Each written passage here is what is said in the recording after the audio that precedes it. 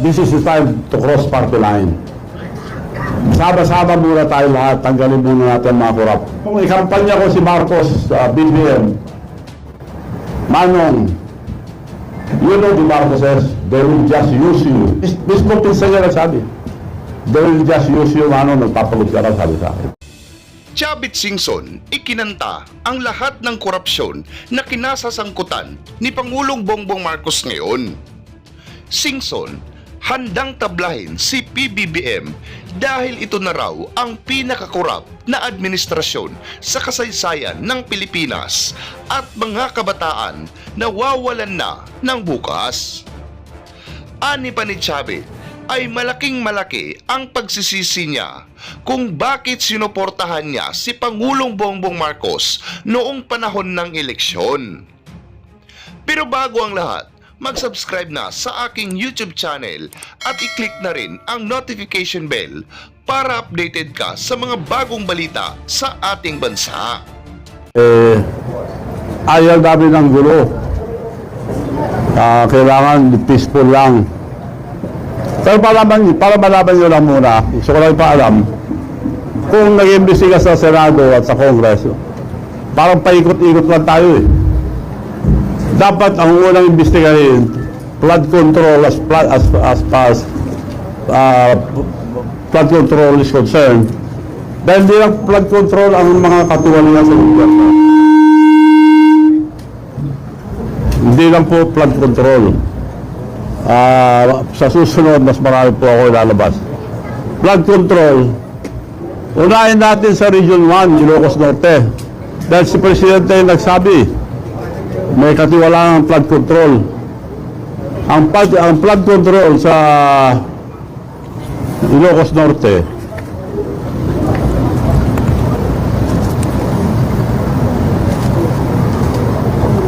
anong year ito? Panahon na ni President BBM, 10 billion. At ito ngayon pinag-uusapan, mga flood control. Sino ngayon ang binibintangan? Diskaya ang gumawa. Ang mga kontraktor nila sa Ilocos Norte, Diskaya rin eh.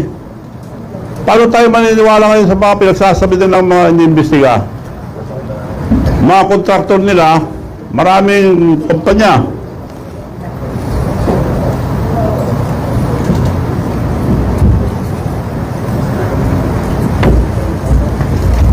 Sa Ilocos Norte lang, St. Matthew General Contractor and Development Corporation, 962 million plus, almost a billion. St. Gerard Construction General Contractor and Development Corporation, 608 billion. Alpha and Omega General Contractor and Development Corporation, St. Timothy Construction Corporation. Apat ito sa Ilocos Norte. Paano nila hindi alam ito? Probinsya niya ito. Paano tayo maniniwala ngayon sa Presidente? Dapat yung mga inapoy niya na Independent Commission on Infrastructure, mabubuting tao po yun. Kilala ko po si Mayor Magalong, mabuting tao. Yung pinsan ko yung isa, si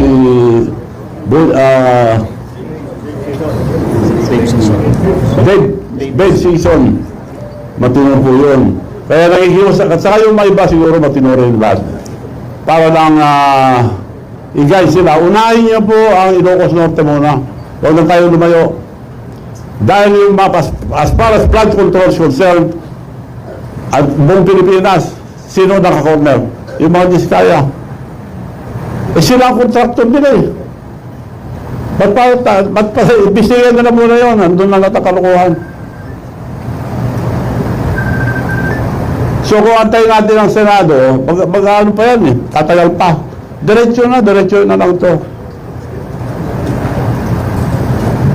At ang suggestion ko lang, huwag na natin pahirapan ang taong bayan. Yung rally, baka may manggulo pa. Ang pakiusap ko lang, it will be a peaceful revolution about corruption. Ang mga kabataan at mga estudyante ang mag-lead ang revolution na ito. This is not for ourselves, this is for the future of our children. Mga kabataan, pabayaan natin sila. Sila mag-lead itong revolusyon para matanggalan ang corruption. Ang suggestion ko lang, ewan ko kung papayag sila, huwag na tayo magpunta sa kalye, baka guluhin pa nila. High school and colleges, pero yung mga nasa kindergarten, yung mga elementary, tuloy ang pag-aaral. Hinto muna sila hanggat di bumababa lahat ng mga korap sa gobyerno.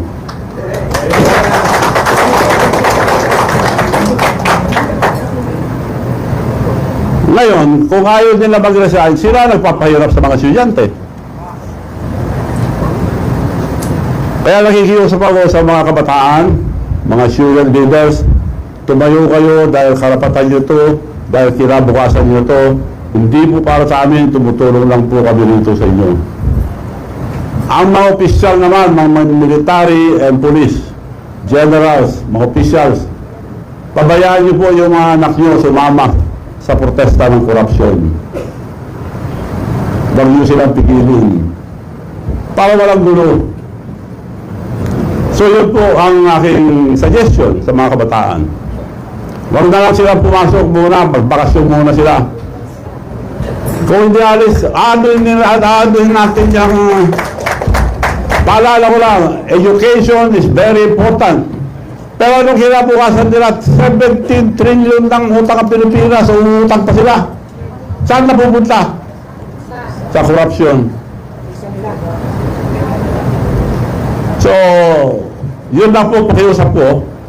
Pabayaan natin ang mga kabataan, mga student leaders, sila mag-lead itong revolusyon ng korupsyon. Wag na suggestion ko lang, pwede rin kayo pupunta sa mga rally, pero baka may gulo, baka mapama kayo. Ang suggestion ko, walang gulo. Wag na lang kayo pumasok. But, tumayo kayo, karapatan nyo, magprotesta.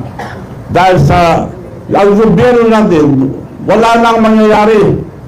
Dahil walang isang salita ang presidente. Walang isang salita yan. Ba't tayo maniniwala? Siya nagsabi, nakakaya kayo. Dapat nakakaya tayo eh. Kasama yung Sir Diskaya, sila ang contractor niya eh. So ang pakiusap ko po ang mga student leaders, mga kabataan, to lead this peaceful revolution for corruption. Dahil ano ninyo ang wala na tayong pag-asa sa buhay. This is your future. This is your future. Yung mga kabataan, hindi po sa amin. Tumutulong lang po kami pagpaliwanag dahil mga naliligaw tayo eh. Investigasyon sa Senado, wala nangyayari. Paikot-ikot lang tayo. Yun lang po. Salamat and I'd like to entertain any question. Yun. Ito. Sino muna?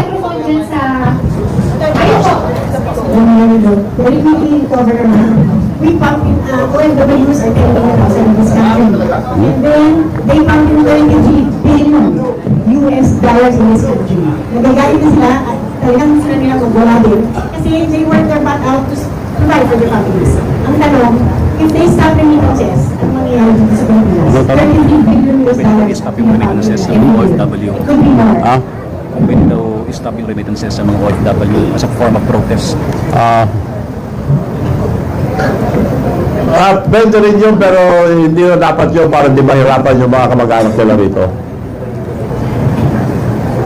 Yan pinakamagandang naisip ko, huwag na lang pumasok. Kung gusto nila ituloy ang mga estudyante, dapat mag-resign lahat ng korap. At lahat ng mga politician, huwag tayong makialam, pabayaan natin ang kabataan magprotesta. Because this is for your future. Mga kabataan, sila, hindi tayo.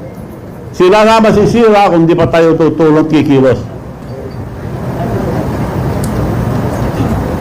Pwede rin yung suggestion nyo, pero ang ako, wag na dahil mahirapan lang mga kamag-anak nila. Sir, good afternoon, Gina Borno from SMI News in the Sir. Sir, your reaction lang kasi this week nag-resign si House Speaker Romualdez at sa gitna nga ng kontrobersyal na maano man yung flood control project. And ngayon sinasabi ng mga congressista, especially Sandro Marcos, na pinapauwi na nga itong si Representative Zaldico dahil nga sinasabi na siya ang nasa likod ng mga katiwalian dito sa flood control. Sir, sa tingin niyo damage control lang itong ginagawa nila para hindi lumala yung galit ng taong bayan? Ang pinalit, mabuting tao yan, si Buji D. Pampaganda lang nila yan. Pero kung tutusin mo, same dog, different color. Paano siya susunod din sa naglagay sa kanya yan? 10 beses kung palitan yung speaker, ganun pa rin. Palitan natin lahat ng korap na opisyal. Sir, sa ibig sabihin, useless yung ginagawang pag-inig, especially po sa Kamara. Useless. Huwag na tayo maglukuhan. Paikot-ikot lang po tayo. Praise the Lord po sa Lady Dominican. Pagilan daw muna po si Edith. Anyway, parang po po ito. Kasi kausap po si Mayor magaling galing ng Naga. And his comment was like, sa House at sa Senado, you can divide the members. Yung isa, property yung kanila, pro Marcos. Ang makakalibot ng dato, sabi niya, walang para sa bayan. Para kay Duterte, para kay Marcos, walang para sa bayan. Ano yung reaction niyo sa committee na nagagawa? Ano yun? Paano? Bakit wala daw para sa bayan na tao? I mean, parang it's either pro Duterte ka or pro Marcos. Meron bang nasa gitna? Meron bang para sa bayan? Well, this is the time to cross party line. Sama-sama muna tayo lahat, tanggalin muna natin ang mga korap. Kasi yung mga ibang nagpuprotesta dyan, may ambisyon din eh. So, pabayaan natin ang mga kabataan muna. That's true, divided dyan dahil may kanya-kanyang grupo.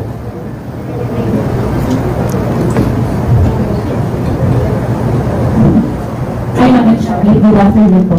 Ang question ko po, ay Janice Navida po from Bulgar. Ang question ko po, yung sinabi niyo earlier na walang isang salita ang ating Pangulo. Pwede po malaman kung saan po yung pinag-umutan niyo ng statement po na yan? Sample, Saan po nanggagaling yung statement niyo na walang isang salita ang ating Pangulo? ayaw ko impeachment, sabi niya. Tumira yung anak niya una ng impeachment. Magdalian niyo yung impeachment. Presidente siya, dapat sinusunod ang mga congressman. Puro tao nila eh. Majority. Ganun ba isang salita? Oh, nakakaya kayo. Eh, sila lang yung diferensya sa probinsya niya eh. Sinong kausap yung mga contractor doon? Sino mga official doon? Ang mayor dati doon, si Mayor, yung pinsan nila, Michael Kion. Tinanggal nila. Nung una, pinalabanan nila, mabuti na lalo. Pinalabanan ulit nila ng kontraktor. Ngayon, yung nakaupong mayor ngayon sa Lawag, sila ang kontraktor. May picture sila, tinataas pa ni BBM sa kasi Sandro yung kontraktor nila, bagong mayor. Ito galing sa Rappler to, hindi galing sa akin. Oh. Nakataas ang kamay yung kontraktor nila. Iiling nyo sabihin, yung kontraktor lang kikita dyan, sila naglalay. At sabi sa akin yung pinsang buya, Michael Kion, former mayor. Nung ikampanya ko si Marcos sa BBM, Manong, you know the Marcoses, they will just use you. Hindi ako makabaliwala doon, totoo pala. Eh, kako nga, may Alzheimer pala eh. Nakasimpot lang ako eh. So, mismo pinsan niya nagsabi, they will just use you, Manong, nagpapagot ka lang, sabi sa akin. Totoo ka. Sumama ako dahil maganda yung plataforma. Pagkakaisa, kailangan sama-sama tayo lahat sa kaunlaran. Ano nangyayari ngayon? Nasaan yung pagsasama? away ka agad. Ibig sabihin po ba, nung panawagan nyo na bumaba ang mga korap, ay kasama po ang ating Pangulo? Ikaw nagsabi,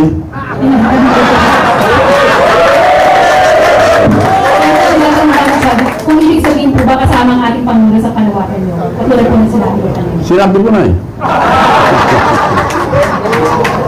So, hindi po kayo natatakot sa mga binibitiwan ng salita po ngayon. Kung gusto nila, samahan ko sila sa kulungan. Sakripisyo ako. Kung meron sila, inuumpisan nila akong bakbakan. Kung meron sila ang patunay na ako ay kurap, pakukulong ako. Now, to give you one example, nag-mayor ako sa Narpacan dahil gusto ko lang tanggalin yung mga kurap doon. One term. Wala kaming palengke, wala kaming bagong munisipyo. All the towns of Ilocosur, bago ang palengke, bago ang munisipyo nila, except Narpacan. Anong ginawa ko? Nagbigay ako, 10 hectares, binibili nila ng 500 billion, 5,000 per square meters. 10 hectares, di halaga ng 500 million. Tinatawaran sa akin ng 500 million. Ang worth noon, 800 at the time. Ngayon, 15,000 na per square. Anong ginawa ko? Dinagdag advantage? No. Hindi ko binenta sa munisipyo. Ngayon, nakatayo ng palengke bago, munisipyo, lahat. Binigay ko lang ng 1.2. Lugi kagad ako ng 380 million. Ang leadership is sacrifice. Hindi panguhurakot. Okay po. Yung next question ko po, bakit po naisip nyo ng kabataan ng gusto nyo magsimula ng peaceful rally? Dahil future ang mga kabataan ang iniisip ko. Kailangan tulungan natin ang kabataan. This is the future of our children. Saan sila pupunta kung puro 17 trillion ang utang natin, umutang pa tayo, nawawala naman lahat sa mga kurap. Kaya kailangan sila mag-lead para walang masabi ng tao na politician yan, maraming mga bintangan, inggitan. Mga kabataan mag-lead, supportan natin sila. Student leaders, tumayo po kayo. Dahil kinabukasan nyo ito, hindi namin kinabukasan. So may hinahanda na po ba kayong hakbang para kayo pang magpasimula? Suggestion ko lang yun kung gusto nila. Yun ang the most peaceful. Ngayon, yung mga ibang nila, sinasama sila sa protesta. Baka mangyari pa kagaya sa Nepal. Magulo masyado. Ayaw ko yun, mapapamag din yung mga estudyante. So yung Kaya kakuha peaceful revolution against corruption. So sa tingin niyo po, paano natin masisiguro na hindi sila magagamit ng any sector para sa pansarili nila? Kaya nga nakikiusap ko rito, kasapin natin lahat. Pabayaan natin ang mga kabataan ngayon kumilos. This will be the first time in the Philippines, or I think in the world, na ang kabataan ang mag-lead ang revolution against corruption. Pakita natin sa buong mundo na hindi tayo gagaya sa iba na magulo. May namamatay, may nababasag, may nasisira. Yun lang po ang suggestion ko. Kung okay sa kanila yan, well and good. Okay, maraming salamat po. Good afternoon po. Good afternoon, ma'am. Ng Filipino Bureau. Kanina po binanggit nyo na ang presidente kasama doon sa minensyon na kanina. Can you name names? Mga contractor lang ba ang sinasabi niya na corrupt? O meron pa pong mga iba kayong gusto na po yan? Can you name names? Marami pong kontraktor, pero kinuha ko lang sa Rappler ito. At maraming listahan, minensyon ko lang yung Ilocos Norte dahil Tigaron po ang presidente natin. Yung bagong mayor ng Lawag City ngayon ang the biggest contractor aside from the Discayas.